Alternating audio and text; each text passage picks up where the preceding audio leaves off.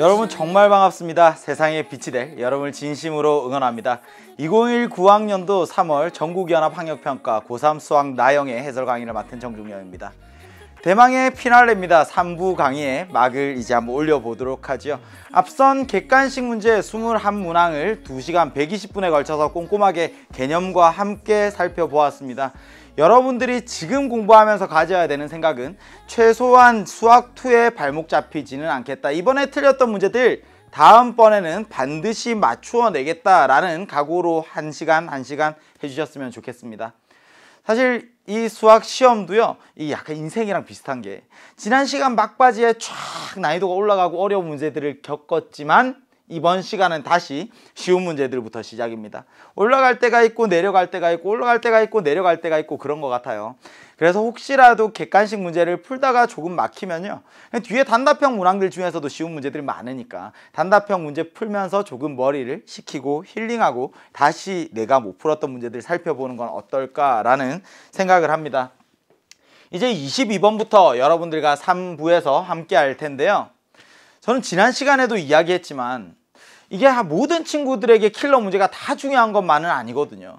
그러니까 당장 내 목표에서 조금 더 위에 내가 이 문제 정도는 풀 수 있겠어 하는 곳까지 좀 꼼꼼하게 보시기 바랍니다. 그러기 위해서 저는 킬러 문제보다 그래도 좀 풀만한 4점짜리의 좀 개념 설명들을 충실하게 하도록 노력을 하도록 하겠습니다. 어차피 킬러 문제는 정말 수학을 잘하는 친구들이 보면서 조금 기본적인 계산들 제가 조금 뛰어넘더라도 사고할 수 있는 능력이 충분하다고 생각하기 때문에 킬러 문제에 조금 계산들 생략할 거 생략하고 대신 4점짜리의 개념을 좀 충실히 설명을 해드리도록 하겠습니다. 이제 단답형 문제 첫 번째 22번입니다. A라는 값이 9의 11제곱, 굉장히 큰 수죠. 근데 저 값이 중요한 건 아니고요. 로그 값을 계산하고 싶어요. 근데 로그에서 미치 A네. 9의 11제곱을 넣어서 바로 계산을 해낼 수도 있지만 그래도 우리가 로그를 조금 공부를 했다면 로그의 미체 변환 정도는 기억을 해두자 이런 거죠. 로그가 정의되기 위한 조건들은 있습니다. 어쨌든 그건 조금 있다가 밑과 진수의 조건들 또 문제가 하나 있으니까 그때 설명을 드리고요. 로그의 미체 변환 로그 A의 B라는 게 있어요. 밑은 1이 아닌 양수여야 되고 진수는 양수이기만 하면 됩니다. 근데 밑이 A인 게 나는 보기 싫어. 그러면 밑이 A가 아닌 다른 수로 고칠 수 있어요. 밑이 A인 게 보기 싫어. 그럼 밑이 A가 아니라 C로 한번 고쳐볼까요? 밑이 C인 로그로, 그리고 밑이 C인 로그로 이렇게 바꿀 수 있습니다. 대신에 원래 있었던 로그의 밑은 분모의 로그의 진수로, 원래 있었던 로그의 진수는 분자의 진수로 이렇게 올라가야만 돼요. 오른쪽에서 왼쪽으로 오는 것도 가능합니다. 근데 여기에서 좀 특이한 모양이요. 로그 A의 B가 있는데 만약에 여기 있는 B도 1이 아닌 양수여서 밑이 B인 로그로 표현을 해보고 싶대요. 그러면 어떻게 될까? 로그 B의 A 분의 로그 B의 B가 되는 거죠. 밑과 진수와 같네? 땡큐! 분자가 얼마? 분자가 1이 됩니다. 로그 BA. 오케이. 무슨 말일까? 밑과 진수의 자리를 바꾸면 역수가 됩니다. 밑과 진수의 자리를 바꾸면 역수가 됩니다. 와우. 로그 A의 B라는 것과 로그 B의 A라는 건 둘이 역수구나. 따라서 둘을 곱하면 곱이 1이 되는 것까지 같이 기억을 해두면 좋겠습니다. 로그의 미체 변환, 밑과 진수의 조건은 있어요. 둘 다 양수여야 되고 밑은 1이 아니어야만 합니다. 근데 1이 아닌 양수로 얼마든지 밑을 바꾸어 낼 수 있는데 둘이 밑과 진수의 자리가 바뀌어? 그럼 역수가 된다. 보여요? 지금 이 모양 그대로 푸는 것보다는 3과 2의 자리를 바꾸는 게 더 편하지 않겠습니까? 우리한테 구하라고 한 값은 말이죠. 로그 3의 A, 얘가 얼만지를 묻고 있는 거였구나. 깔끔하게 변했죠. 됐죠? A 자리에 9의 11제곱을 넣습니다. 근데 9라는 게 3의 제곱이니까 말이야. A를 3의 22제곱으로 고치면 어떨까? 로그 3의 22제곱입니다. 위에 있는 진수가 뿅 튀어나오면 22 곱하기 로그 3의 3. 그래서 뒤에 있는 로그 3의 3. 밑과 진수 똑같죠? 1이니까 답은 22가 되겠네요. 22번의 정답은 22였습니다. 어쩌면 그냥 잘 찍은 친구들이 문항번호를 똑같이 찍어서 맞추었을 수도 있겠네요. 그쵸? 이 로그의 미체 변환에 대한 설명을 드렸고요. 밑과 진수의 자리가 바뀌면 역수가 된다더라. 그래서 조금은 번거로운 모양을 보다 간단하게 바꾸어서 해결할 수 있었습니다. 23번으로 가시죠. 유리함수가 있습니다. 유리함수의 그래프. 가장 출제가 많이 되는 출제 빈도 넘버 1은 얘예요. 그래프의 점근선을 묻는 것. 지금까지 나왔던 학력평가 문항들, 모의평가 문항들, 수능 문항들 쭉 보면요. 유리함수에서 가장 많이 나온 건 점근선, 그리고 대칭성에 대한 이야기입니다. 점근선을 구하는 건 너무나 간단한데요. 내가 만약에 이 문제를 이해하고 있어? 그러면 이거 10초 만에 풀 수 있어요. 봅시다. y는 ax 플러스 b분의 cx 플러스 d라는 1차식분의 1차식 꼴의 유리함수가 있습니다. 그때 점근선을 이해하려고 하면요. 원래는 y는 x분의 k에 여기 x 마이너스 p분의 k 플러스 q 이런 꼴로 고쳐서 점근선을 사고하는 게 가장 정석적인 방법이에요. 근데 나는 그렇게 하고 싶지 않아. 그 1차식분의 1차식 형태로도 점근선을 찾을 수 있어. 갑니다. x는 뭐냐면 말이야. 점근선은 점점 근접하지만 결코 닿을 수 없어요. 표현이 불가능한 순간들. 언제? 분모가 0이 되는 순간. 오케이. 첫 번째, 분모가 0이 되는 x값. 여기에서 점근선 하나 나옵니다. x는 말이야 마이너스 a분의 b야. 문자 외우는 거 중요하니? 아니, 이렇게 표현하는 게 중요한 거 아니야. 분모가 0이 되는 x값이라는 사실이 중요한 거죠. 됐죠? 그럼 y는 하고 어떻게 찾습니까? y는 분모에 있는 1차항, 분자에 있는 1차항, 1차항의 개수 b가 y가 되는 거죠. 점근선 y는 1차항 a분의 c, 마찬가지로 문자로 표현하는 게 중요한 게 아니라 내용을 이해하는 것. 분모가 0이 되는 x값과 1차항의 개수비를 구하면 게임 끝. 보시죠. 풀 수 있어요? 분모가 언제 0이 됩니까? x 3일 때. y는 얼마? 1차항의 개수비. y는 1분의 2 해서 2네요. 끝이에요, 이게. x는 a래요. a가 3이네요. y는 b, b가 2입니다. a 곱하기 b 했습니다. a 곱하기 b는 얘가 6이네요. 간단하죠? 유리함수의 점근선을 구하는 건 계속 시험에 출제될 겁니다. 당연히 이렇게 간단하게 풀어낼 수 있는 연습들 충분히 하셔야겠죠. 실수하시면 안 됩니다. 3점짜리잖아요. 넘어가서 24번입니다. 수열의 극한의 성질. 수열이 두 개가 있어요. 이게 두 개라고 생각을 하셔야 돼. 선생님, 여기 AN 있고 여기 BN 있고 두 개 있네요. 이렇게 생각하는 게 아니라 앞에 있는 이 수열 하나와 뒤에 있는 이 수열 하나가 덩어리로 생각을 하셔야 돼요. 친구들에게 수열의 극한, 아니? 그러면 굉장히 대답 잘해요. 이렇게 리미트 n이 한없이 커질 때 an, 수열 an의 극한값이 알파래. 리미트 n이 한없이 커질 때 bn, 수열 bn의 극한값이 베타래요. 근데 누군가가 물었습니다. 리미트 n이 한없이 커질 때 an 플러스 bn의 극한값은 얼마입니까? 라고 하면 애들 너무나 자연스럽게 리미트 an, 리미트 bn, 오케이, 그냥 알파 플러스 베타네요. 맞죠? 수렴하는 두 개의 수열이 있으면요, 두 수열을 더했을 때 극한값도, 그리고 두 수열을 뺐을 때의 극한값도 그냥 너무나 간단하게 해결할 수 있습니다. 선생님, an의 몇 배가 되고요, bn의 몇 배가 되었습니다. 전혀 걱정할 게 없어요. 리미트 n이 한없이 커질 때 an에 c가 곱해지고 bn에 d가 곱해져서 있다고 하더라도 찢어주고 상수인 c와 상수인 d는 가만히 두고 c 곱하기 알파 플러스 d 곱하기 베타 이렇게 되니까요, 문제될 게 전혀 없어요.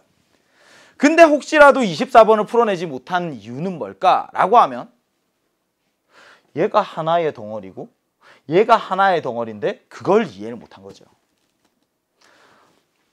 지금 얘를 라지 AN이라고 하고 얘를 라지 BN이라고 하면 라지 AN과 라지 BN을 더할 수도 있고 뺄 수도 있고 실수배할 수도 있는 겁니다.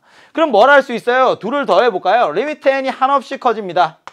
AN 플러스 2배의 BN과 2배의 AN 플러스 BN을 더한 극한값 구할 수 있습니까? 구할 수 있죠.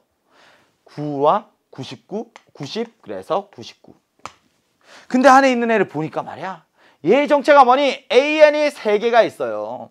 BN이 3개가 있어요. 3배의 AN 플러스 BN입니다.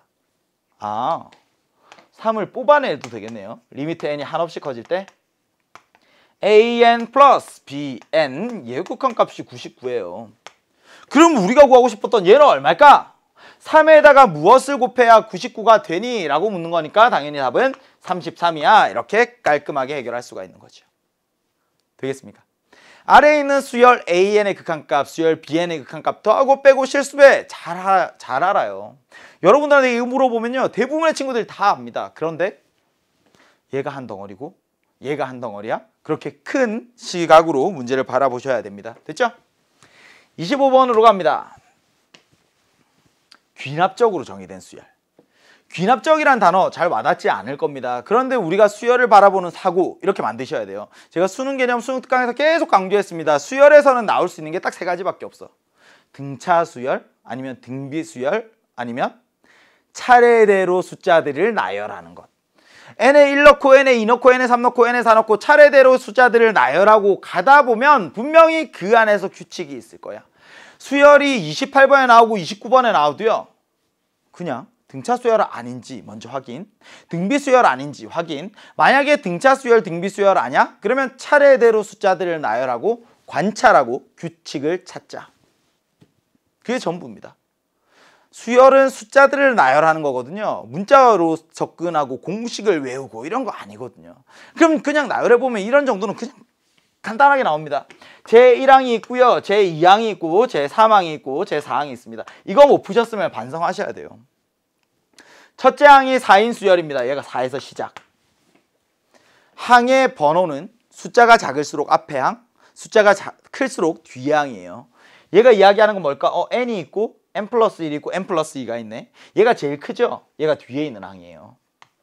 그럼 뒤에 있는 항은 어떻게 하면 된대요? 앞에 있는 두 항을 더하면 된대. 앞의 두 항을 더하면 뒤에 항이 된대요. 근데 제4항이 34라는 사실을 알아요. 우리한테 구하라고 한 건 제2항 뚜둥. 요즘 학력평가, 모의평가에서 출제가 자주 되고 있는 유형의 문제가 1항부터 쭉 구해오는 거 말고요. 뒤에 있는 특정한 항을 알려줄 테니까 역으로 앞에 있는 항들 찾아갈 수 있니? 이런 문제들이 자주 출제가 되고 있어요.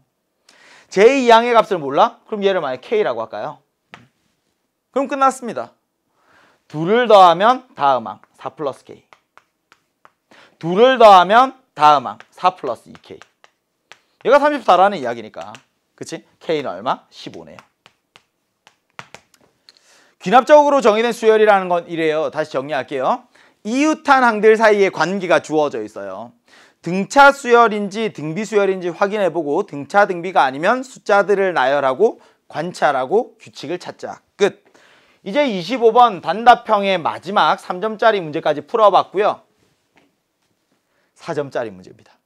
4점짜리가 모두 다 어려운 것은 아니다 라고 이야기를 했죠. 4점짜리 문항들 중에서도 쉬운 것들, 풀만한 것들, 그리고 꼭 풀어야만 하는 것들이 있습니다. 여기 있는 26번처럼 로그예요. 로그가 정의되기 위한 조건입니다. 로그 AN이 있어요.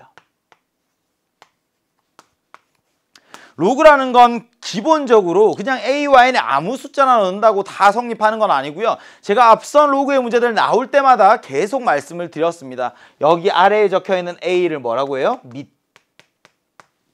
위에 있는 큰 대문자 N을 뭐라고 합니까? 진수라고 해요. 근데 밑이랑 진수는 까다로워요. 얘들 굉장히 까다로운 애들이야. 그래서 여기에 조건이 붙습니다. 밑과 진수의 조건이 있어요. 위에 보이죠? 로그의 밑과 진수의 조건. 그럼 밑과 진수의 조건 첫 번째 뭡니까? 밑은 0보다 커야 되고요. 진수도 0보다 커야 돼요. 첫 번째 밑은 양수입니다. 두 번째 진수도 양수입니다. 둘 다 양수여야 됩니다. 그리고 세 번째 여기 있는 밑은 말이야 1이 될 수가 없어요. 그래서 이렇게 기억을 합니다. 밑과 진수는 둘 다 양수고 밑은 1이 아니어야 돼. 혹은 밑은 1이 아닌 양수고 진수는 양수여야 해. 어쨌든 세 개의 규칙을, 세 개의 조건을 찾아내셔야 됩니다. 위에 있는 로그에서. 보여요? 여기 있는 밑 x고요. 진수 마이너스 x제곱 플러스 4x 플러스 5입니다. 하나씩 체크합시다. 첫 번째 밑은 0보다 커야 되죠. 두 번째 진수도 0보다 커야 됩니다. 세 번째 밑은 1이 아니어야 됩니다. 되겠어요? 밑은 1이 아닌 양수여야 돼요. 뭐 누가? x가. x는 1이 아닌 양수여야 되고 진수가 0보다 커야 됩니다. 그러니까 여기 있는 2차 부등식만 해결하면 게임 끝. 2차 부등식 해결합시다. 어떻게 해야 돼요? 우선 최고차항을 양수로 맞추죠. 양변에 마이너스를 곱하면 부등호 방향 체인지. x제곱 마이너스 4x 마이너스 5가 0보다 작다. 이렇게 했어요. 이제 뭘 해야 돼요? 인수분해하면 되겠네요. 인수분해합니다. x 마이너스 5와 x 플러스 1로 인수분해를 했더니 이번에 이 부분 체크를 하셔야 돼요.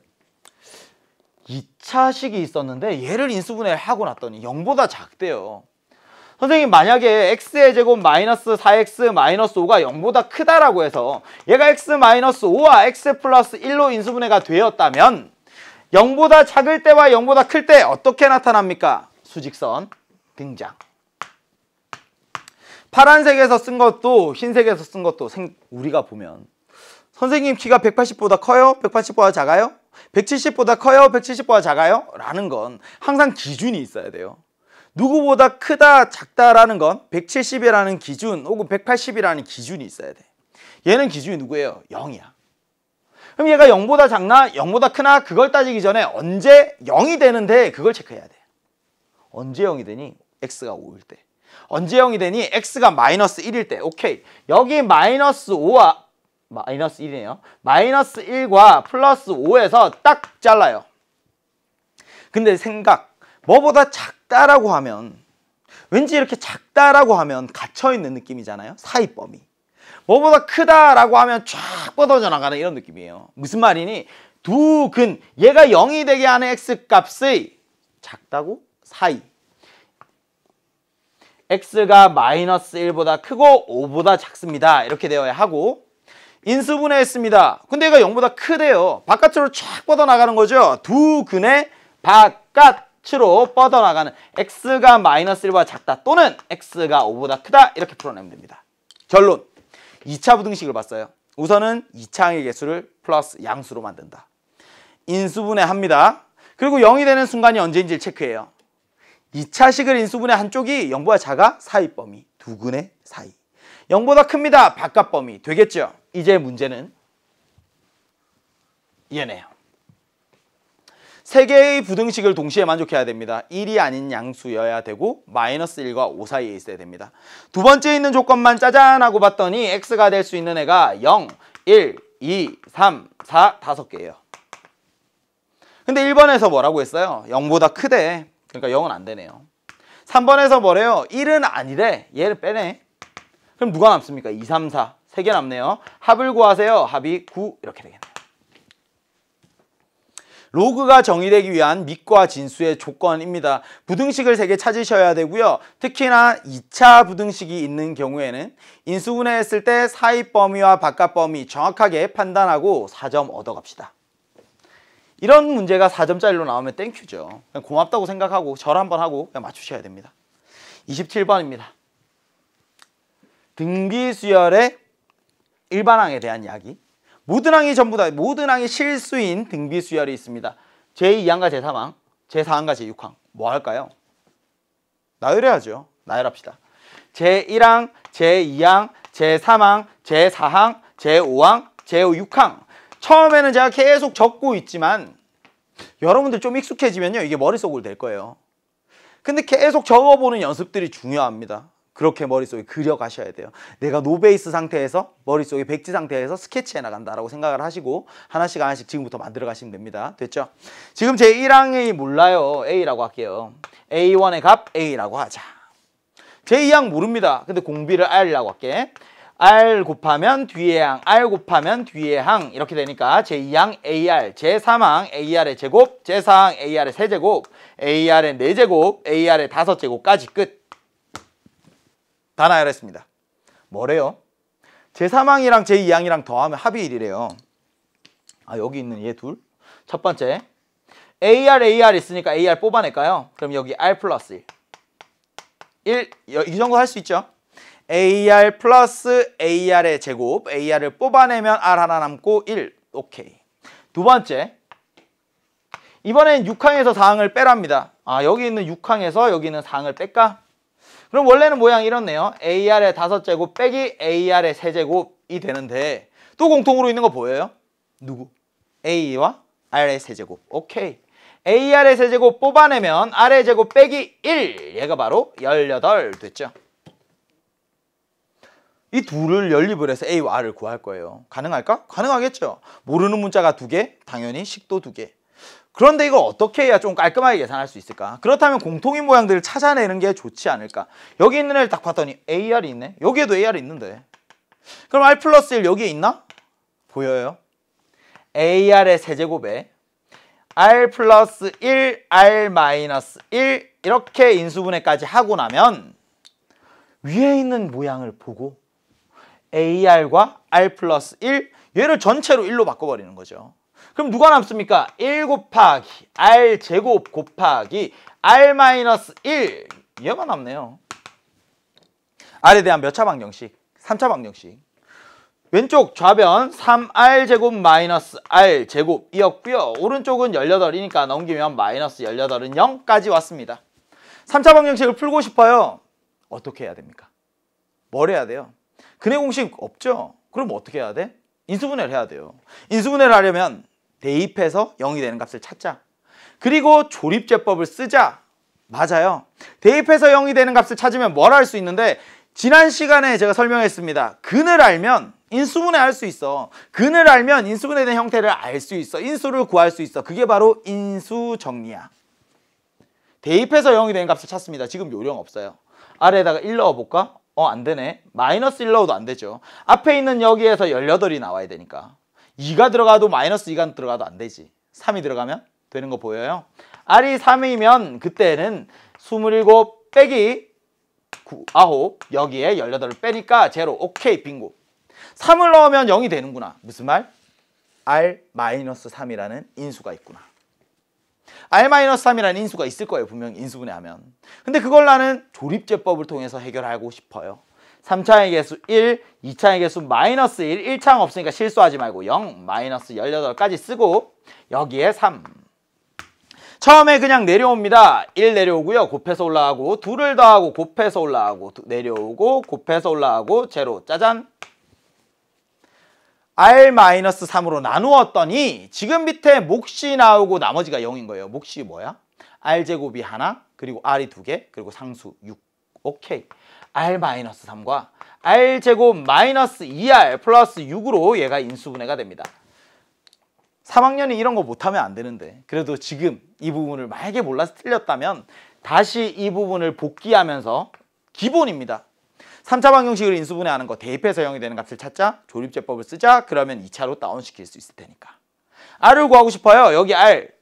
R은 3 하나 나오네요. 뒤에서는요? 뒤에서는 안 나와요. 왜? 얘는 R-1의 전체 제곱 플러스 5니까 항상 0보다 커요.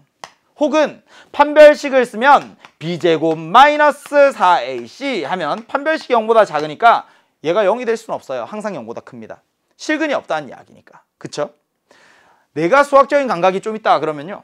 당연히 여기에서 얘가 문제를 물어봤으면 R 하나만 나올 것 같아. 그럼 대입해서 그냥 R이 3이네? 라고 바로 찾으셨어도요. 이 문제는 맞췄을 겁니다. 하지만 정석대로 쫙 적어보자. 그쵸? R이 3이라는 걸 찾았습니다. 대입해서 3에서 끝이 난 게 아니라 인수분해하고 나머지 2차식에서 R이 나오지 않아. 실수 R이 나오지 않아까지 확인을 했어요. 넘어갑니다.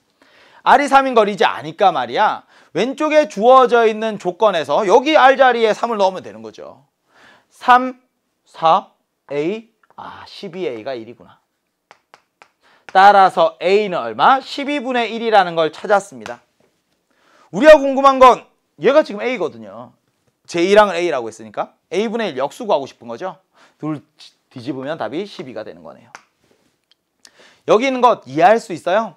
처음에 숫자들을 쭉 나열해봤어요. 주어져 있는 조건을 가지고 A와 R을 구했습니다. R에 대한 3차 방정식을 풀어내야 돼요. 그래서 우리 실수 R이 3밖에 될 수 없다는 걸 구했습니다.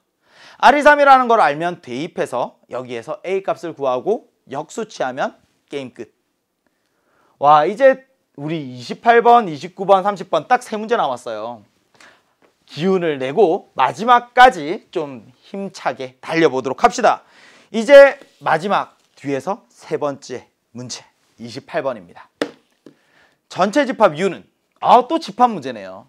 제가 앞선 문제들 중에서 20번 그리고 지금 28번 집합의 반란. 아마 이 문제도 생각하기가 꽤나 까다롭게 느껴지지 않았을까. 물론 경우가 많진 않아서 내가 성실하게 정말 하나씩 전부 다 구해서 답을 찾을 수도 있었을 겁니다. 그런데 이 문제에서 중요한 건 최대값이에요. 내가 구한 것 중에서 최대값, 얘가 제일 크네. 근데 혹시 내가 빠뜨린 게 있지 않을까? 내가 구한 게 정말 모든 경우를 다 고려해서 최대값을 구해낸 것이 맞나? 만약에 이게 최대값이라는 확신을 가지려면 어떻게 확인할 수 있을까까지 확인을 하도록 하죠. 3의 배수가 아닌 30 이하의 자연수가 있습니다. 그러니까 1부터 30까지 30개의 자연수 중에서 3의 배수들을 전부 다 쏙 빼버렸습니다. 그럼 몇 개가 남니? 그러면 20개의 수가 남는 것이죠. 전체 집합 U에는 20개의 자연수가 들어있습니다. 맞죠? 근데 U의 부분집합 A에 대하여 A에는 원소가 4개밖에 없어요. 1부터 30까지 자연수 중에 3의 배수 제외하고 그 중에서 4개의 원소를 뽑아서 이 4개의 원소의 합이 100이래요.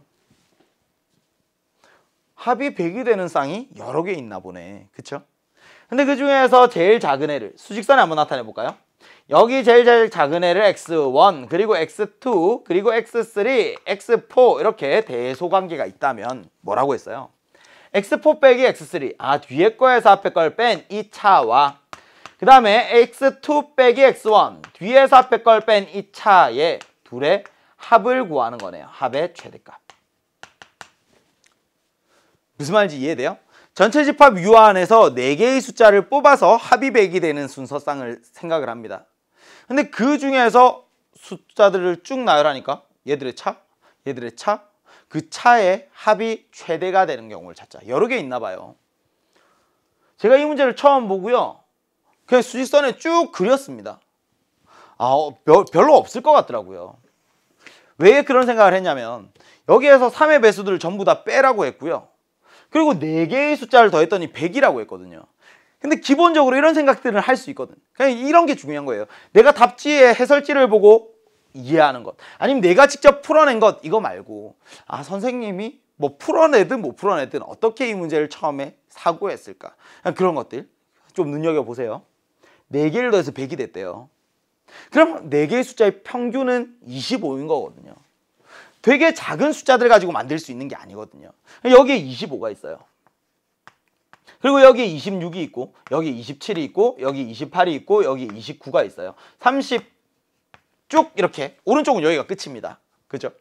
여기보다 더 큰 숫자들은 없어요. 그럼 왼쪽으로 가볼까요? 여기에 24 그리고 23 22 21 사고하는 겁니다. 이걸 나중에는 머릿속에 그려낼 수 있게 쭉 다 그렸어요. 됐죠? 물론 왼쪽에 더 그릴 수도 있겠지만 우선 여기까지 그렸습니다. 내가 눈여겨보고 싶은 건 여기 20이라는 애가 기준이 될 거야. 25가 기준이 될 거야. 근데 3의 배수들 빼래요. 30 얘는 없어요. 27도 없고요. 24도 없고요. 21도 없고요. 여기에 18도 없어요.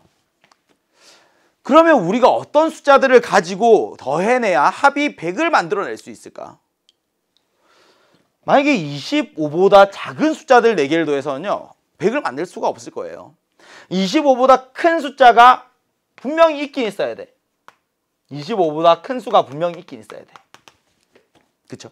그래서 25를 기준으로 생각을 합니다. 25보다 1만큼 큰 숫자가 있고 그리고 25보다 3만큼 큰 숫자가 있고 25보다 4만큼 큰 숫자가 있어요. 왼쪽으로 25보다 2만큼 작은 애 그리고 3만큼 작은 애 그리고 또 건너뛰고 5만큼 작은 애 그리고 여기에 6만큼 작은 애 이런 애들 쭉쭉쭉쭉 있는 거예요 지금. 근데 25보다 큰 수 얘네들은 만약에 25보다 1만큼 큰 애 얘를 골랐다고 하면 그러면 나머지 3개의 숫자들을 더했을 때 25보다 얘네들 평균적으로 더한 게 얘는 1만큼만 작아야 되는데 그런 숫자가 없잖아. 그럼 여기에서 25보다 큰 숫자 얘를 하나를 골랐어? 그럼 25보다 큰 숫자 말고 나머지에서 3개를 골라야 되는데 그럼 여기에서 마이너스 4를 만들 수가 없잖아. 그래서 이 큰 수가 2개 이상은 있어야 될 것 같아요. 이런 생각을 가진 거죠. 25보다 큰 수가 2개는 있어야 될 거야. 그럼 누가 있을 수 있을까? 26과 28이 있을 수 있고 얘를 오른쪽에 잠깐 이렇게 적을까요? 26과 28이 있을 수 있고, 그리고 26과 29가 있을 수 있고, 그 다음 28과 29가 있을 수 있고, 이런 거잖아요. 두 개 이상 있을 수 있으니까. 혹은 세 개 다 있을 수도 있죠. 근데 이렇게 적는 게 나는 숫자가 커서 보기 싫어. 그러면 오케이, 25를 기준으로 생각을 합시다. 이렇게 가는 거죠. 25를 기준으로 25보다 1만큼 큰 애랑 3만큼 큰 애가 있는 경우, 혹은 1만큼 큰 애와 4만큼 큰 애가 있는 경우, 3만큼 큰 애와 4만큼 큰 애가 있는 경우, 오케이, 이번에는 1, 3, 4가 전부 다 있는 경우, 오케이, 이렇게 네 가지 경우밖에 없더라는 거죠. 선생님, 1 플러스 1 플러스 3, 그럼 플러스 4니까 나머지 두 개에서 마이너스 4가 나와야 되네요. 근데 마이너스 4를 만들 수 있는 애가 없습니다. 그지? 이 경우에는 없어요. 플러스 1 플러스 4 합이 5입니다. 그럼 마이너스 5를 만들 수 있나? 마이너스 2와 마이너스 3 가능하네요. 마이너스 3과 마이너스 2 가능하고, 혹은 여기 기준 0이 있네. 마이너스 5와 0 있네요. 무슨 말이니? 25보다 3만큼 작은 수 22, 그리고 23, 26, 29. 그치? 또 25보다 5만큼 작은 애 20, 25, 26, 29. 근데 숫자가 큰 게 사고하기 힘드니까 이렇게 하는 게 훨씬 쉽다는 이야기죠. 그죠? 플러스 3과 플러스 4, 플러스 7이에요. 여기서 마이너스 7 만들 수 있나? 마이너스 7. 여기가 0이니까 마이너스 7 되려면 마이너스 7 되는 순간은 없고, 마이너스 2와 마이너스 5. 오케이, 마이너스 5와 마이너스 2가 있는 순간이 있네요. 20, 23, 28, 29. 그쵸? 그럼 이번에는 이 8만큼 크니까 여기에 25보다 8만큼 작은 애가 있으면 되네요. 그치? 이렇게 4개의 쌍밖에 없더라는 거죠. 4개의 쌍 중에서 작은 애들 2개, 큰 애들 2개, 차와 차를 더한 것. 1만큼 차이 나고 3만큼 차이 나고 첫 번째 4. 5만큼 차이 나고 3만큼 차이 나고 8. 3만큼 차이 나고 1만큼 차이 나고 4. 9만큼 차이 나고 1만큼 차이 나고 10. 최대값은 10이구나. 이렇게 푸는데 한 3분도 안 걸렸던 것 같아요. 그냥 지금은 설명하라고 굉장히 천천히 했지만 다시 한번 이 모양 봅니다. 제가 수직선에 쭉 전부 다 표현을 했어요. 근데 기준이 25가 돼야 되겠다는 건 제가 잡은 거예요. 4개의 숫자의 합이 100이 되어야 하니까 25 평균이잖아. 그치? 25를 기준으로 생각했더니 25보다 큰 수가 2개는 있어야 돼요. 최소한. 2개 있는 경우 얼마만큼 더 큰데 그 양으로 경우들 4개로 쪼갰습니다. 그쵸? 그때마다 가능한 경우들 찾아보고 차를 짝짝짝짝 생각했어요. 그런데 나는 이게 만약에 불안해. 내가 정말 센 4가지가 전부 다 맞나? 전부인 게 맞나? 그렇게 확인을 하려면요, 일일이 세는 것 말고는 식으로 조금 더 사고를 할 수가 있어야 되겠죠. 식으로 다시 한번 보겠습니다.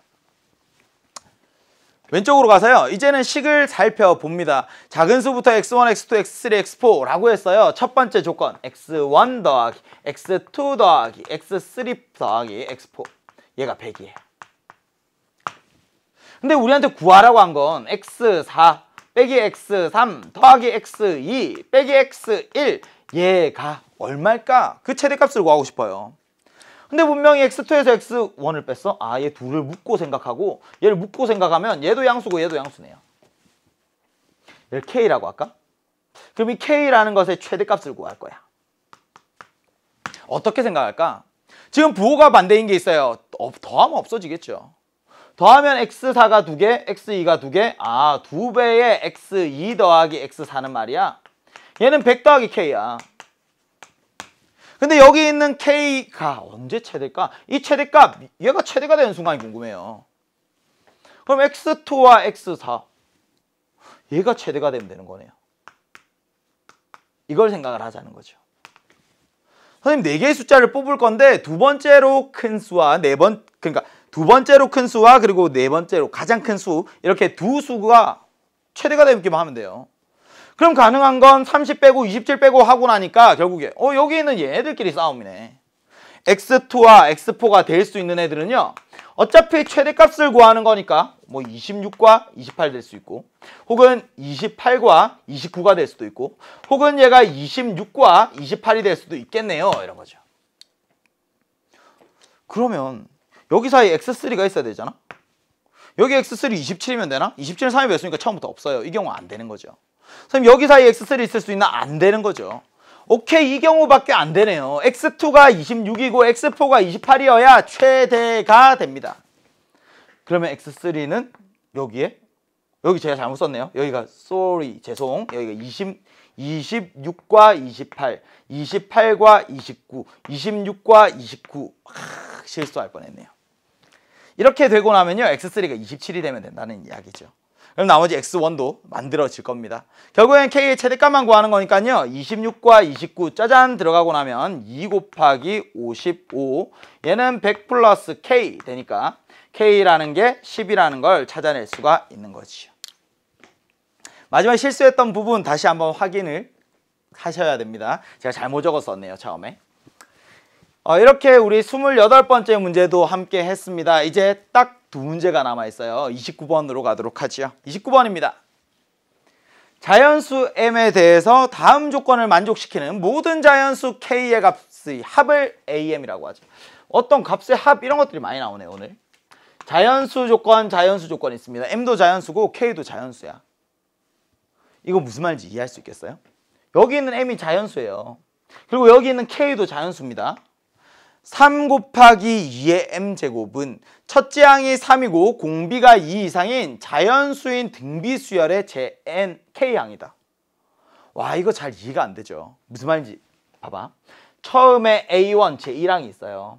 여기에 얘는 3이라는 게 이미 정해져 있어. 근데 등비수열이래요. 여기에 얼마가 곱해지고 여기에 얼마가 곱해지고 하다가 3 곱하기 2의 m제곱이 나타나더래. 근데 여기 있는 애는 도대체 제 몇 항이니? 제 k항이야. 이런 이야기를 하고 있는 거죠. 이걸요, 문자로 보고 이해하기가 힘듭니다. 그래서 이런 표현을 하는 거죠. 예를 들어서 말이야, 3 곱하기 2의 제곱은 이걸 생각을 하는 거야. 3 곱하기 2의 제곱은 말이야, 처음에 3에서부터 시작을 하니까 2가 두 번 더 곱해져 있네. 그러니까 얘는 이렇게 생각할 수 있지 않나? 공비가 2인 등비수열이야 라고 생각을 할 수도 있고, 혹은 처음의 항에서부터 공비가 4인 등비수열이야 라고도 생각할 수 있지 않을까? 이렇게 이야기를 하는 거죠. 2의 제곱. 공비가 2면 어떻게 됩니까?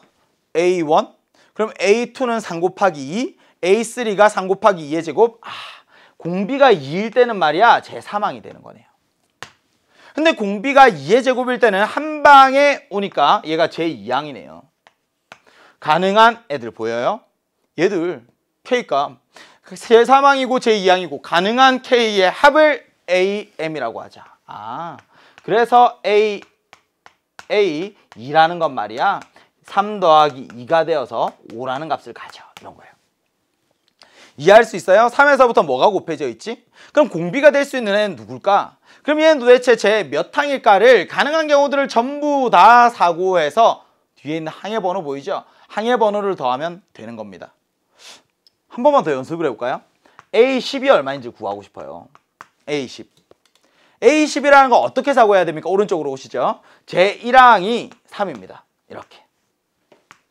결국에 모양을 만들 거예요. 누굴 만들 거야? 3 곱하기 2의 10제곱을 만들 거예요. 그럼 3 곱하기 2의 10제곱으로 가는 동안 공비가 될 수 있는 후보들을 다 찾는 거죠. 공비가 될 수 있는 애 누구니? 이랬어요. 2가 10번 곱해져 있네? 그럼 공비가 2가 될 수 있어. 그쵸? 또 후보 있어요? 공비가 2의 제곱이 되면 어떨까? 얘도 가능해요. 2의 제곱, 2의 제곱, 2의 제곱, 2의 제곱 5번 곱해지면 되겠죠. 2의 세제곱 되나?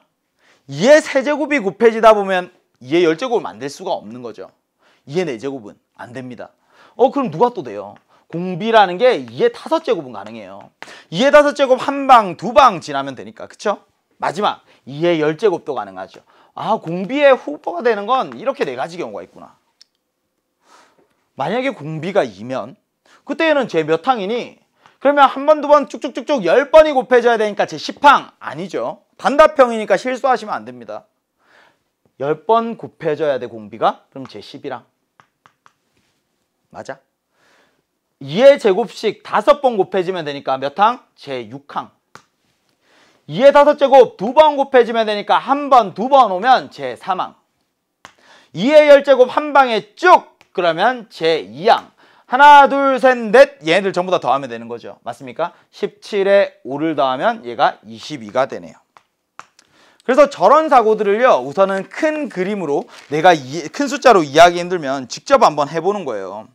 근데 이렇게 하고 나니까 얘들을 일반화할 필요가 있더라는 거죠. 매번 이렇게 할 수는 없거든요. 도대체 여기에서 이 공비가 될 수 있는 애들은 누굴까를 봤더니 2의 세제곱이 못 되는 이유는 뭐야? 2의 4제곱이 못 되는 이유는 뭐야? 2의 10제곱을 만들 수가 없으니까. 아, 위에 있는 10이라는 걸 봐야 되는 거구나. 결국에는 2가 10번 곱해져야 되니까 10의 약수인 1과 2와 5와 10만 가능한 거구나. 이해할 수 있어요? 여기 위에 있는 지수 10의 양의 약수들을 따져봤더니 1, 2, 5, 10 그래서 가능한 공비는 이렇게 4가지가 되더라는 거죠. 약수와 관계가 있네요. 그런데 매번 10이랑 6항, 3항, 2항을 구해가는 건요 굉장히 번거로워요. 얘를 본질적으로 이해할 수 있어야 돼요. 어떻게? 이렇게 2가 곱해지면 10번 곱해져요. 근데 항의 번호는 걔보다 하나 더 커. 아, 여기 11이라는 건 10 더하기 1을 이야기하는 거네. 그럼 여기 공비가 2의 제곱일 때는 제 6항 얘는 뭐예요? 5번 곱해지는 거군요. 오케이, 6이라는 건 5 더하기 1을 이야기하네요. 2의 5제곱 2번에 오네요. 3은 2 플러스 1을 이야기하고 2의 10제곱 여기에서 2는 1 플러스 1을 이야기합니다. 여기에 얘네들 뭐예요? 1, 2, 5, 10 결국에 양의 약수가 나오고 뒤에 플러스 1들이 붙어 있더라는 이야기이지요. 이 부분 이해할 수 있습니까? 그러면 이제 마지막 우리는 A의 200을 구하러 갑니다. A의 200은 도대체 얼마일까? 그러면 똑같이 사고하는 거예요. 조금만 더 오른쪽으로 가도록 하죠. A1 3에서부터 시작합니다. 이번에는 뭘 만들어낼 거냐면 3 곱하기 2의 200제곱을 만들어낼 거예요. 200제곱. 그럼 공비의 후보가 될 수 있는 건 누굴까? 부터 생각을 해요. 200의 양의 약수들이어야 되겠죠. 공비가 될 수 있는 것 오케이 2 가능합니다. 공비가 될 수 있는 것 또 2의 제곱 가능합니다. 2의 세제곱 안 되죠. 2의 4제곱 돼요. 쭉쭉쭉 어디까지 됩니까? 2의 100제곱까지 됩니다. 후보가 될 수 있는 몇 개 있을까? 그러면 200의 양의 약수. 200의 양의 약수 어떻게 구하더라? 200은 인수분해하면 10 곱하기 소인수분해하면 10 곱하기 10 곱하기 2에서 한 번 더 2 곱하기 5, 2 곱하기 5, 2가 있으니까 2의 세제곱 곱하기 5네요. 5의 제곱. 양의 약수의 개수라는 건요. 여기에다가 하나 더해주고 여기에다 하나 더해줘서 3 플러스 1에 여기에 또 2 플러스 1을 곱하면 결국에는 12개 이렇게 찾아낼 수 있어요. 개수는. 근데 이걸 찾아내는 게 중요한 게 아니라 왜 그렇게 되는지를 이해하는 게 중요해요. 2의 거듭제곱이라는 건 말이야. 2의 세제곱까지 1, 2, 4, 8 2의 0제곱, 2의 1제곱, 2의 2제곱, 2의 세제곱 5의 제곱이라는 건 1과 5와 25 1, 5, 5의 제곱까지. 그럼 얘네들이 서로 만나면서 만들어지는 숫자들이에요. 전부 다 양의 약수라는 건 1과 곱해지면 1, 2, 4, 8 나오죠. 1, 2, 4, 8 5와 곱해지면 5와 10과 20과 40이 나옵니다. 선생님 25와 곱해지면 25와 50과 100과 200이 나오네요. 그렇죠. 얘네들이 양의 약수 12개. 여기에서 공비의 후보가 될 수 있는 12개. 2의 1제곱, 2의 2제곱, 2의 4제곱, 2의 8제곱, 2의 5제곱, 2의 10제곱 쭉쭉쭉 2의 200제곱까지 쭉 가능한 거죠. 그러면 도대체 그때마다 얘 항의 번호는 몇 번째일까? 공비가 2면 말이야. 얘는 몇 번째 항이니? 200번 가야 되니까 200 플러스 1번째 항이에요. 공비가 2의 제곱이면 몇 번 가야 돼요? 100번 가야 돼요. 그러니까 그때 항의 번호는 100 플러스 1입니다. 선생님 2의 4제곱일 때는 50번 가야 되니까 50 플러스 1이에요. 만약에 2의 5제곱일 때는 40 플러스 1이겠지요. 쭉쭉쭉쭉 내려오다 보면 여기 2의 200제곱까지 되네요. 200, 100제곱도 있고. 그럼 그때는 2 플러스 1과 1 플러스 1까지 쭉 이렇게 가는 거죠. 얘네들을 전부 다 더하랍니다. 결국에는 200 더하기 1, 100 더하기 1, 50 더하기 1, 2 더하기 1 하니까 여기 있는 애들 쭉 따로 더하고 플러스 1이 12개, 12 더해주면 되겠죠. 근데 왼쪽에 있는 애들을 보니까 얘도 마찬가지로 약수예요. 1과 200, 2와 100, 4와 50, 5와 40 곱해서 200이 된 애들이니까 여기 위에 있는 지수만 200의 양의 약수가 아니라 얘들도 200의 양의 약수예요. 답은 뭡니까? 여기 있는 걸 쭉 다 더해서 12만큼 더해주면 답이 되는 거네요. 선생님 이건 누구나 더 할 수 있어요. 내가 성실하면요, 여기 첫 번째 줄 더하면 15, 여기 두 번째 줄 더하고 얘 더하면요 금방 더 할 수 있어요. 그쵸? 한번 더 해볼까요? 이 첫 번째 줄 더하면 15입니다. 두 번째 줄을 더하면 75예요. 세 번째 줄을 더하면 300에 375네요. 맞아요? 그래서 얘네들을 짜잔 하고 더했더니 90에 더해서 465가 되어서 11을 더하면 477이 되네요. 근데 좀 이상한 거, 특이한 거 있지 않아요? 당연히 15에 5배 됐네. 여기에 또 5배 됐네. 아, 여기 있는 4개를 더하나 5를 곱한 거니까 더해서 5배 하나 곱해서 25배 하나 똑같으니까 와우, 이렇게 계산할 수 있겠네. 양의 약수의 합이라는 건요, 얘를 쭉 다 더하면 1 더하기 2 더하기 4 더하기 8. 두 번째 줄 더하면 5 곱하기 1 더하기 2 더하기 4 더하기 8.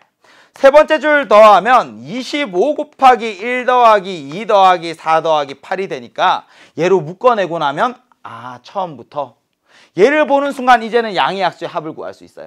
1 더하기 2 더하기 4 더하기 8에 곱하기 1 더하기 5 더하기 5의 제곱인 25까지 얘를 계산해도요 똑같이 이렇게 나올 겁니다. 계산하면 여기가 15, 계산하면 여기가 31, 둘을 곱하면 465가 나오니까 12 더해서 477 끝. 지금 오른쪽에 있는 이 부분을요, 저는 차근차근 오면서 이해할 수 있도록 우선은 숫자들을 하나씩 넓혀가면서 설명을 드렸어요.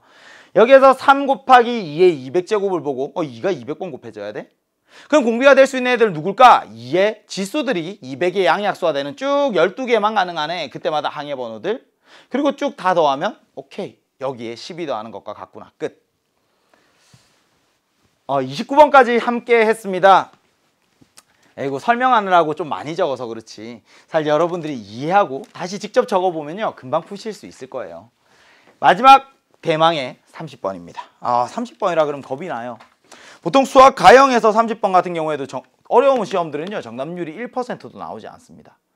근데 오늘 우리가 하는 나형의 30번은 그렇게 어렵진 않거든요. 근데 표현이 복잡해 보여요. 내가 이 내용을 정말 본질적으로 이해할 수 있으면요, 한 3분이면 풀 수 있을 거예요. 제가 한번 설명을 드릴게요. 보세요. 위에 있는 조건들 나는 잘 모르겠어요. 근데 수열의 극한을 물어보고 있네요. 수열의 극한이라는 건 항상 최고 차항의 개수가 극한값을 결정을 합니다. 분모의 n에 대한 2차식 있죠? 그러면 분자도 n에 대한 2차식이 나올 거야.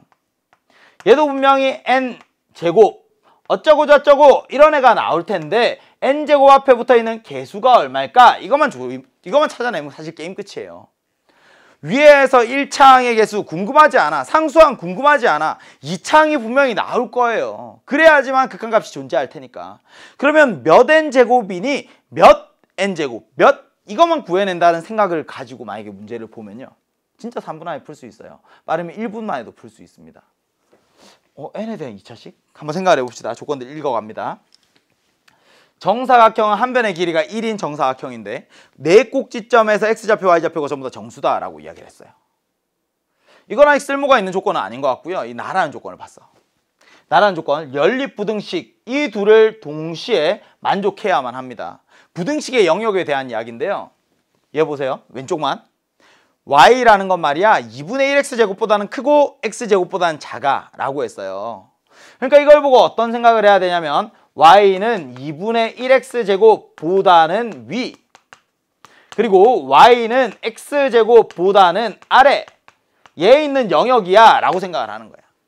근데 x는 0부터 2n-1까지 딱 잘라서 생각을 하자는 거죠. 그립니다. x축과 y축 이렇게 우선은 왔어요. 2분의 1x제곱. 꼭지점이 원점이고 아래로 볼록한 2차 함수인데요. 이렇게 조금 완만하게 그려봅시다. 얘가 y는 2분의 1x제곱인데요. 얘를 gx라고 할게요. gx는 2분의 1x제곱. 하나 그렸습니다. 그러면 x제곱이라는 애는 y는 x제곱이라는 애는 얘보다 조금 더 빨리 증가합니다. 얘 fx라고 하고 x제곱이라고 쓰겠습니다. 그럼 뭐라고 했어요? 노란색보다는 위에 있고 파란색보다는 아래에 있습니다. 누가? 그런 점들을 이야기하고 싶은 거예요. 근데 x는 어디부터 어디까지? 0보다는 크고 2n-1 자릅니다. 여기 x는 2n-1이야. 0부터 2n-1까지 노란색보다는 위, 파란색보다는 아래에 있는 이 영역을 이야기하는 거죠. 되겠습니까? 근데 여기에 있는 점들 중에서 말이야, 정사각형 내부에 있는 점이 존재해 라고 이야기했어요. 착각하시면 안 됩니다. 여기 안에 사각형 있으면 만족합니까? 오케이, 만족해요. 근데 이 안에만 사각형이 있어야 된다는 이야기는 아니에요. 어떻게? 여기 있는 점들 중에 사각형에 들어있는 애가 존재해요. 그러면 삐져나가 있더라도 겹치는 부분이 있기만 하면 된다는 이야기야. 삐져나가 있더라도 겹치는 부분이 있기만 하면 된다는 이야기죠. 근데 여기에서 이걸 조건을 만족하는 사각형의 개수가, 정사각형의 개수를 SN이라고 하자, 이렇게 한 거야. 리미트 n이 한없이 커질 때 분모의 n제곱 분자의 s의 n 플러스 1 빼기 sn입니다. 이렇게. 선생님, 내가 sn이 무엇인지 구하고 싶어요? 아니, 그렇지 않아. 나는 sn을 구하고 싶지 않아. 얘가 구하고 싶은 거야. s의 n 플러스 1에서 sn을 뺀 것을. s의 n 플러스 1은 뭘까? 여기 n 플러스 1 들어가니까 2n, 2배의 n 플러스 1 빼기니까 2n 플러스 1. 아, 여기에 2n 플러스 1. x는 2n 플러스 1에서 자르면 오케이. 여기 오른쪽까지가 s의 n 플러스 1이고 그리고 왼쪽까지가 sn이니까 빼면 이 부분이 궁금한 거네. 저기가 궁금한 거네. 여기 있는 이 부분만 떼서 옵니다. 선생님, 우리가 궁금한 건 말이죠, 0에서부터 오는 게 아니에요. 그럼 어디가 궁금합니까? 여기에 2n-1부터 2n 플러스 1까지 여기 사이에서만 궁금해요. 맞아? gx 출발. gx라는 애는 쭉 gx는 2분의 1x 제곱입니다. fx 쭉 더 빨리 올라가는 얘 fx는 x 제곱입니다. 여기에서 색칠되어 있는 이 부분 있죠? 이 부분을 정사각형으로 덮고 싶은 거예요. 정사각형이 몇 개 있으면 이 부분을 전부 다 덮을 수 있을까 생각하는 거야. 여기에 덮을 수 있을까? 근데 2n-1이랑 2n 플러스 1이랑 차이가 사실 이만큼밖에 안 나거든요. 그럼 여기 사이에 누구를 생각을 해요? 2n을 생각을 하는 거죠. 선생님, 사각형에서 한 변의 길이가 1입니다. 그리고 네 꼭지점이 전부 다 정수인 점들이에요. 덮어갈까요? 얘를 만약에 이렇게 덮었어요. 또 정사각형이라고 생각해 주세요. 이렇게 쭉쭉쭉쭉 덮어갑니다. 아, 이렇게 덮는데 사각형이 몇 개 필요할까? 여기에도 이렇게 덮어가는데 사각형이 몇 개 필요할까? 이런 이야기들을 하는 거죠. 쭉쭉 파란 전부 다 덮어요. 이렇게. 몇 개 필요하니? 그럼 왼쪽에서 필요한 게 몇 개일까? 오른쪽에서 필요한 게 몇 개일까? 얘를 더하는 순간 얘가 바로 s의 n 플러스 1 빼기 sn이 된다는 이야기죠. 맞아요? 이해할 수 있죠? 다시 그림 보세요. 그림. 쭉 처음에는 0부터 2n-1까지 하면 얘가 sn이에요. 근데 우리는 sn 플러스 1 빼기 sn 얘가 궁금하다고. sn 플러스 1 빼기 sn? 이 부분이네. 떼서 온 거죠. 근데 처음에 무슨 이야기를 했냐면 말이야, 분모에 n제곱이 있으니까 분자에 얘도 분명히 몇 n제곱 플러스 뒤에 뭐가 오더라도 결국에 이런 모양이 되면 극한값은 별표일 거라는 이야기죠. 그래서 저는 이런 생각을 했어요. 얘가 결국에 위에 있는 파란색에서 아래에 있는 노란색을 뺀 이 길이가 사실 의미가 있는 거라면 나는 구체적인 계산을 하지 않더라도 2n 어쩌고 저쩌고 걔를 여기에 넣으면 위에는 분명히 4n 제곱으로 할 거고 아래에는 얘 2n 어쩌고 저쩌고 넣으면 얘는 분명히 2n 제곱이 될 테니까 얘에서 이걸 빼? 그럼 뭐 2n 제곱 어쩌고 이렇게 나오겠지 라고 생각을 한 거야. 그냥 나는 최고차항만 궁금하니까. 2n일 때 함수값이면 아무런 생각 안 해도 여긴 당연히 들어가면 4n 제곱이 될 거고 4n 제곱을 시작할 거고 여기는 2n 제곱을 시작할 테니까 여기 2n 제곱 어쩌고 저쩌고 이렇게 할 거야. 여기도 당연히 2n 제곱 어쩌고 저쩌고 이렇게 나오겠죠. 그럼 SN은 뭐니? SN 플러스 1 빼기 SN은 4n 제곱으로 시작하겠네. 그러면 극한값이 4잖아? 끝. 그냥 이렇게 해서 원래 답은 찾았어요, 저는. 근데 답을 찾고 해설 강의에서 이렇게 할 수는 없잖아. 그래서 해설 강의에서 어떻게 해야 될까를 고민을 했지만 당연히 처음에 풀 때는요. 그리고 나니까 이렇게 모양이 되네? 그냥 위에서 아래 거 빼는 거면 어차피 수열의 극한이니까 수열의 일반항 구하라는 거였으면 어려웠겠지만 수열의 극한 값이니까 2n제곱, 2n제곱, 4n제곱, 4 끝 이렇게 생각을 했다고요. 그럼 이제 FM대로 다시 한번 풀어보도록 합시다. 이런 사고는 똑같아요. 근데 어떻게 구할까? 계산. 실수하시면 뭐 이 정도는 여기에서는 극한값 계산한 거니까 실수해도요 답은 나올 겁니다. 계산합시다. 여기를 덮고 싶어요, 정사각형으로. 그럼 왼쪽에서 정사각형이 몇 개 필요할까 생각을 하면요, 오른쪽에서 가장 위에 있는 함수값과 왼쪽에 가장 아래에 있는 함수값의 차를 생각을 하셔야 돼요. 오른쪽 가장 위에서 왼쪽 가장 아래 이 함수값의 차이를 생각해야 몇 개로 덮을 수 있는지 생각을 하는 거죠. 그럼 F의 2n에서 빼기 G의 2n-1 얘를 고려해야 되는 거고, 그죠? 그 다음 오른쪽은 마찬가지로 그러면 오른쪽 가장 위에 있는 곳에서 왼쪽 가장 아래에 있는 쪽을 생각을 해야 되니까 이번에는 2n 플러스 1 넣은 거 F의 2n 플러스 1 빼기 G의 2n 얘를 고려를 해야 되는 거죠. 길이만 생각하면요, 거기에 쓰이는 사각형의 개수는 몇 개이니? 이건 간단한 거야.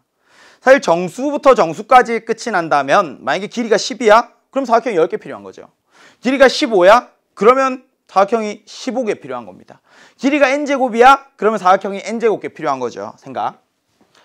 2n을 넣었어요. 그럼 4n제곱이네. 빼기 여기 g에 2n-1 넣으면 2분의 1 곱하기 2n-1의 전체 제곱이 되겠지요. 4n제곱에서 2n제곱을 뺍니다. 2n제곱 남고요. 마이너스 4n에 2분의 1 되니까 플러스 2n 되네요. 그치? 뒤에 플러스 1이 있었습니다. 얘까지 하면 마이너스 2분의 1이네요. 길이를 생각을 하는데요, 2n이 들어갔을 때 여기는 정수예요. 그럼 위에서부터 쭉쭉쭉쭉 꼭지점 맞춰서 그냥 바로 내려오시면 돼요. 얘는 필요가 없네요. 그지? 그럼 내려오다 보면 길이가 마이너스 2분의 1? 앞에 있는 얘보다는 0.5만큼 짧아요. 그치? 그러니까 당연히 2n제곱 플러스 2n개의 상자만 있으면 되겠죠. 맞아? 10보다 0.5만큼 작아. 그럼 몇 개 상자 필요해요? 10개 필요해요. 여기에서 0.5만큼 작아? 그럼 이만큼 필요한 거야. 앞에 있는 얘가 2n제곱 플러스 2n입니다. 맞죠? 뒤에 있는 것도 똑같이 계산합니다. 이제 2n 플러스 1 넣어서 제곱을 하면 얘는 2n 플러스 1의 전체 제곱 될 거고요. 2n을 넣고 g의 제곱을 g에서 계산을 하면 여기 2n 제곱 나오네요. 그러면 2n 제곱 플러스 4n 플러스 1이 되네요. 정수부터 정수까지 끝이 나니까 딱 이만큼의 상자만 필요한 거네. 여기에 들어가면 되겠죠. 둘을 더하면 4n 제곱 플러스 6n 플러스 1이 됩니다. 넣고 극한값 계산하시면요, 답은 당연히 4가 나오겠지요. 와, 이렇게 우리 수험 생활을 시작하고 첫 번째 학력평가가 끝이 났습니다. 지금까지 풀어본 문제들을 생각을 하면요, 사실 내가 시험장에서 보았던 것만큼 그렇게까지 어렵진 않았던 것 같아요. 그러면 나는 도대체 남아있는 시간들을 어떻게 준비해야 될 것인가? 252일 혹은 9월 모의평가까지 6개월 남은 시간을 어떻게 준비해야 될 것인가? 제가 간단하게 이렇게 수준별 학습법과 그리고 시험 전략에 대한 걸 간단하게 한번 설명을 드리겠습니다. 우선 긍정적인 마음가짐을 갖는 게 중요해요. 나는 이미 늦었어가 아니라 지금부터도 충분해. 역전하기의 시간은 충분하다라고 생각을 하시고요. 50점을 맞는 건 한 달이면 가능합니다. 분명히 제가 약속을 드릴게요. 50점은 한 달이면 충분해요. 2점짜리, 3점짜리 기출문제들을 우선 먼저 한번 풀어보시는 겁니다. 그럼 나는 내용을 몰라? 그래도 풀다 보면 항상 유형이 반복되고 있구나, 똑같은 문제들이 출제되고 있구나 라는 걸 느끼셔야 돼요. 2점, 3점짜리 내가 조금만 연습하면 다 맞출 수 있어. 얘가 48점이에요. 그러니까 당연히 2점짜리, 3점짜리만 공략을 우선하면 50점을 맞을 수 있습니다. 나는 목표가 50점이 아니에요. 그래도 50점을 먼저 맞아야 할만한데? 나도 할 수 있겠다라는 자신감을 가질 수가 있는 거죠. 자신감이 생기고 성적이 올라가는 그 재미만 느낀다면 그 다음부터는 탄력받아서 쭉 올라갈 수 있어요. 기출문제 2점짜리, 3점짜리 공략하시고요. 그리고 수능 특강 아직 풀기 전에 수능 개념부터 푸는 겁니다. 기출 4점짜리 보지 마시고 수능 특강 보지 마시고 수능 개념과 기출 2점, 3점짜리로 먼저 좀 몸을 만들자. 점수를 기본 베이스를 좀 만들고 자신감을 가지자. 근데 중위권인 친구들은요, 그래도 수학 나형은 수학 가형에 비해서 정말 기회의 땅이다 라고 생각을 하셔야 됩니다. 상위권으로 갈수록 막 두터운 느낌들이 별로 없어요. 그러니까 올라가는데 그렇게 어렵지 않습니다. 우리 목표는 우선 쉬운 4점짜리들도 공략을 하는 거예요. 48점, 2점, 3점 다 맞추고 나면 쉬운 4점짜리 5개만 맞추더라도 우선 70점입니다. 3개 더 맞출 수 있어 80점이 되는 거죠. 우선 80점만 맞아도요, 보통 학력평가에서 3등급 위 2등급도 노려볼 수 있는 점수입니다. 그러니까 수능 개념과 수능 특강 풀어보는데 수능 특강의 레벨 2, 레벨 3 어려울 겁니다. 레벨 2, 레벨 3 지금 당장 풀지 않으셔도 돼요. 우선 수능 개념과 수능 특강에서 레벨 1 먼저 집중하셨으면 좋겠습니다. 레벨 2 나 할 수 있어? 그럼 레벨 2까지 하십시오. 레벨 3 아직 안 보셔도 돼요. 근데 나는 상위권이야. 그럼 마음가짐 자체가 달라요.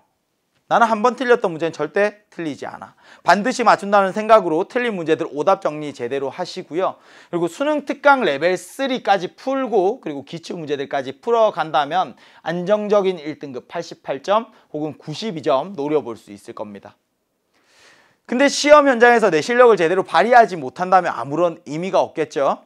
하위권인 친구들 4점짜리 먼저 풀지 마시고요. 우선은 2점짜리, 3점짜리들만 전부 다 먼저 푸세요. 그래서 48점만 노리고 그리고 검산하고 그래도 시간이 된다면 허락한다면 4점짜리 중에 쉬운 거 먼저 도전. 중위권인 친구들 나는 객관식에서 뒤에 3문제, 단답형에서 뒤에 3문제 우선 잠깐 내려두고요. 나머지 문제부터 먼저 다 푸세요. 그러면 분명히 풀만한 4점짜리들도 노려볼 수 있을 겁니다. 80점 목표로 먼저 공부를 하시고요. 상위권인 친구들도 나는 수학을 잘해 하지만 킬러 문제는 항상 마지막에 풀 거야. 내 시험지에는 우선 27문제를 먼저 풀어내고 27문제를 얼마만큼 빠르게 푸느냐가 킬러 문제를 풀어내는 충분한 시간을 확보하는 데 중요한 역할을 한다라고 생각하시고 킬러 문제는 항상 마지막에 풀어내시기 바랍니다. 27문제를 50분에 풀어내는 연습. 됐죠? 이제 여러분에게 마지막으로 인사를 드리려고 합니다. 1년 동안 굉장히 많은 일들이 있을 거예요. 너무 사소한 일들에 일희일비하지 마시고 그리고 제발 아프지 마시고 건강관리 잘 하셔서 하루하루 후회 없이 보내다 보면 분명 연말에는 그 누구보다 아름다운 미소를 지을 수 있으리라 생각을 합니다. 마지막으로 여러분들에게 전해드리고 싶은 글귀가 있습니다. 아직 그대 안에 꽃피지 못한 가능성이 남아있다. 천천히 그대 안에 가능성을 펼쳐라. 존 맥스웰의 사람은 무엇으로 성장하는가에 나와 있는 글귀예요. 굉장히 세차게 몰아치는 비바람 속에서도 여러분 안에 가슴 속에 있는 그 꽃 한 송이 소중하게 간직하셨으면 좋겠습니다. 결코 여러분의 꽃 그 한 송이의 빛깔과 향기는 절대 지워지지 않을 겁니다.